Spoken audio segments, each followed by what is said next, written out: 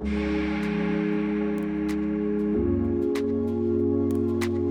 talking about journaling, and journaling can be scary. Journaling can be absolutely terrifying.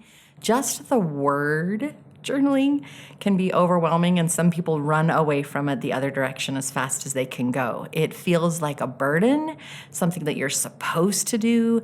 Maybe you were raised to believe that it was something you did for posterity, all sorts of reasons, all sorts of excuses. People say, I just don't want to journal. As something that you're supposed to do, it definitely can reduce the desire to write anything, which leaves this blank page staring back at you, and nothing ever gets written down on it. So I'd like to make a suggestion. What if we change our mindset? Let's change what we call it.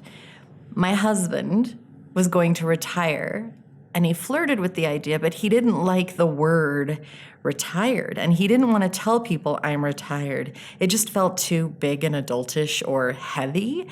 So we came up with the idea of calling it graduation instead. He's graduated from this career. And in saying graduated instead of retired feels like an ending. You're done. There's nothing left. But graduation makes it sound like there's hope and excitement and you get to move forward. Like there's this world of possibilities that's coming to you and you get to do that. So I suggest that you change the word that you use to refer to what you're doing. So instead of journaling, maybe it's your reflections book. Maybe it's your vlog. Maybe it's a blog. Maybe it's your notebook or your book of discovery or a book of ideas. How about idea storage? Change the name of it. What is the intention behind? Why are you doing it? What is the purpose behind writing? Mine, I call them musings because journal, I don't necessarily like the name of it. It is heavy for me. It is scary for me. Musings means that they're my thoughts. They're my feelings. They're my emotions. When I write my musings, it's a way for me to process. It's a way for me to connect with myself and my inspirations. It's a way for me to capture an idea, and I really, really love it. Some of my musings you may get to read. I cannot tell you how many of them you don't get to read. They're little writings in a notebook here or types in my laptop over there. They're for me. Some of them are snippets of ideas. They're not even a full-fledged idea or concept, but it's something I want to save and preserve for later.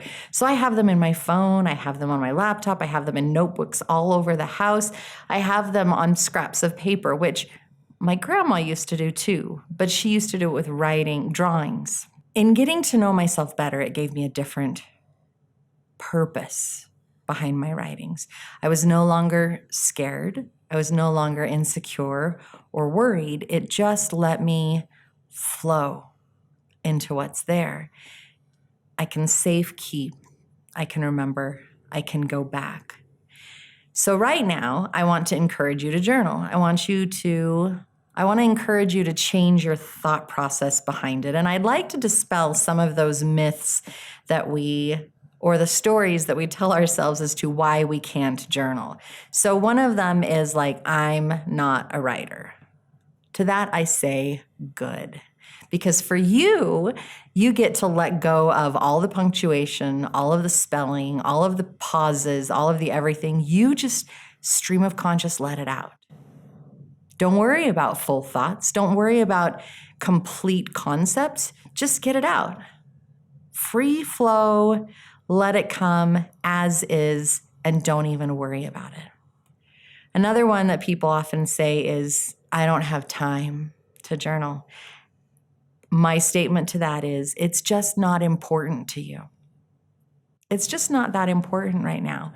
There may be a time that it is more important, and yet, right at this moment, if you really want to start journaling, then you need to put it ahead. And if you want to put it ahead, maybe the way to do that is giving it a different purpose, giving it a different title, giving a reason behind. If you've wanted to start journaling, why do you want to start? What's the intention behind keeping a little note? What do you want to do with it? Someone else says, what am I supposed to write about? And the beauty of that one is absolutely anything and everything. It can be a bunch of gibberish. It can be stories. Go nuts and big and huge, or go small. Maybe you need journal prompts and you want to have a bunch of questions so that each day you can just answer a question, and that is how you can get to know yourself a little bit more. Or maybe it's a place where you're going to keep your intentions. So you wake up in the morning and you say, my intention for the day is this, and you write it in your journal and then you move forward. Maybe your journaling is more of a goal book, and you write down your hopes and your dreams and your goals in that. You get to write about whatever the heck you want to, which is so exciting and wonderful. Another question is, what if someone reads it? This is a big one. For me, when I was younger, I kept a journal and someone found it, and then I got in trouble for what I was writing. And they were my deepest personal emotions. They were my truth and my feeling, and it really made me sad when someone found it. So for a long time, I didn't journal because I didn't want anybody to find it. But now I have a way. Back then, it was a book and paper, and you had to put pen to paper. That's just the way it was. I'm that old. However, now there are so many different ways. I have multiple things, like I mentioned earlier. I have it in several different places. Some of them I intentionally share. Some of them are ones I want to keep for myself. So I might have it password protected in my laptop, or I may have a locked journal somewhere else that I've kind of hidden away. You do what's right for you, and you find what works for you. You don't have to put it out there like I do, and you don't have to follow anybody else's path. You get to do your own thing. Another statement I've heard is, I can't write it down because then it's real. I get it. It's actually real. When you put pen to paper, or you're typing on your laptop, or maybe it's the old-fashioned typewriter, and you're just going, yes, it makes it real. And in the same aspect, by putting it down on paper and looking at it, instead of holding it inside, you have now pulled it out. You have now put it on paper. You have now removed it from hiding, and you've taken some of its power away. And in removing the power of that scary thing, you've taken back some of your own power. It may be real, but it's less scary. It gets a little bit smaller and more manageable. So in writing it and getting it out, you may find that you now have solutions. You now have ideas on how to change things and make it even better. Inspiration can come because you give it the opportunity by getting it out and opening it up.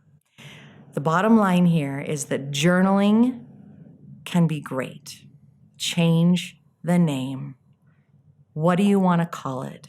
What's your intention? How can you make it something that you enjoy instead of something that you fear? Discover the why behind the what, and you'll be surprised at how much you learn about yourself and how things just change. I hope you start journaling in your own way. You do you, and it'll be amazing.